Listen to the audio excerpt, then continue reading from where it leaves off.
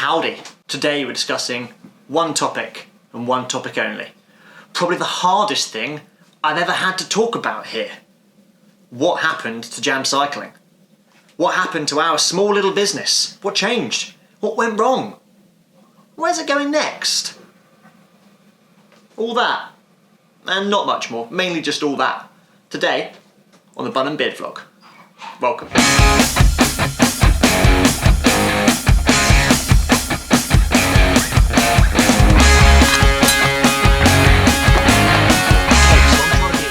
Clever with my time today. Jess is out doing her one exercise for the day. She's trying to keep it under 2 hours. I need to go to the shops to get supplies. To get to the shops or to go out on any bike ride, you basically have to go over a massive hill. So I'm just waiting halfway up the hill to see if I can get a few photos of Jess on the way. And I think as long as I'm not really getting out and interacting with people, and it's on the same route as she's going, I can stop for a few minutes, can't I? Grab a couple of photos and then I'll skedaddle off to the shops. I don't have any exercise to do today. I did 3 days straight of race intensity efforts at the weekend. I'm pretty tired. Sheeps. I love it outside. Right, let's grab a few quick photos and then let's get into the meat of this problem, shall we?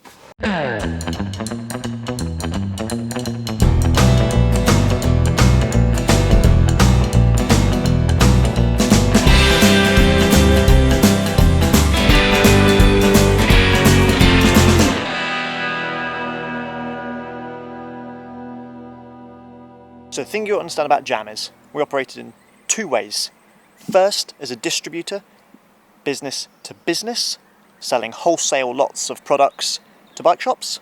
And then secondly, business to consumer. So we're selling our brand, our Jam merchandise and other things of that nature. The Cade merchandise, the unicycle stuff, things of that nature, direct to the consumer via our website. Now, the problem with all that is, well, the problem with that model is both of them are retail, and we kind of needed both of them to work hand in hand to make the business model work.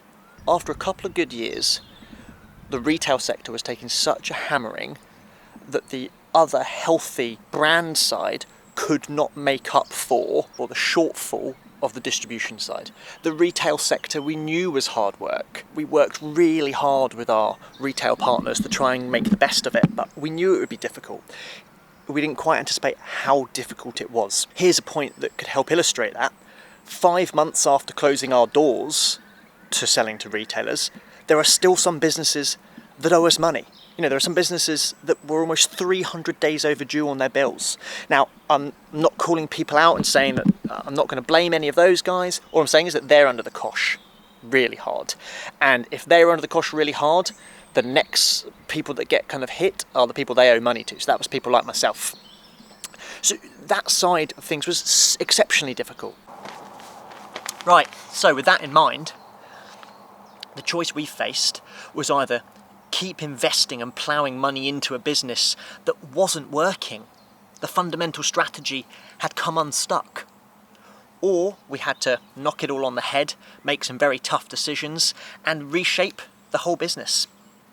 And that's essentially what we did. The hardest bit about all of this was sitting down with the staff who were, at the time, Chris and Franny, some of my closest friends, Jessica, my girlfriend, my brother Stuart, Max, who'd worked for us for a long time and we got on really well with. I had to sit down with those guys and say, look, it's not working. I've got to make you all redundant. I had to make myself redundant. The whole strategy had to change. I had to make the responsible but difficult call of wiping the slate clean and starting again. So, what now? We had a flourishing business at one point. 6 of us working for it. We're all delighted. We're pretty much living the dream. We had a job in the cycling industry, and then we could ride whenever we wanted. We had industry discount on everything we wanted. We could go to every event we wanted to. It was great. It was great. But in the real world, unfortunately, the business side has to prevail. If we'd have kept on, we'd have gone bankrupt. That's no word of a lie. We'd have gone bankrupt. And that would have been really, really, really, really difficult for me because I pumped, the equivalent of a small house worth of money into starting the business and getting us off the ground. So with all that in mind, we're no longer a distributor. We're now just the brand. We're Jam. We're not so much jam cycling. We're just Jam nowadays. We want to encourage people to go outside, ride their bikes, go for a run, go for a hike, go exploring. And most importantly, find other people around you that haven't got into that kind of stuff yet and encourage them. For us, the best bit of what we did was the going outside, meeting new people, riding our bikes and exploring new roads. We don't want to lose that. We've managed to find a way that I can keep Jam going. We can keep producing stuff. Chris is going to keep doing our designs for us via his new setup at Zero Lemon. We're still going to keep doing the Francis Cade merchandise. That means we can support his channel and make sure he can stay afloat. Jessica's still going to keep working with me to make sure that everything at Jam is running nice and smoothly. So we're basically retaining a real core entity of what was there to begin with. We just found a new way to do it. And I'm really happy with that. I'm really looking forward to this next part of the journey. But I tell you what, getting from where we were to here hasn't been easy.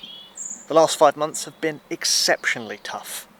Really, really tough. Made harder by the fact as soon as we were getting ready to relaunch, coronavirus rolled around. We were about to relaunch new business straight into the face of everyone being locked down. So that put everything on hold for a few weeks. We've got some new products coming through, but they're going to be a few weeks delayed, obviously. But we don't mind so much. Our new attitude is a bit more chill. The business doesn't have to support 5 people's worth of full-time salaries anymore.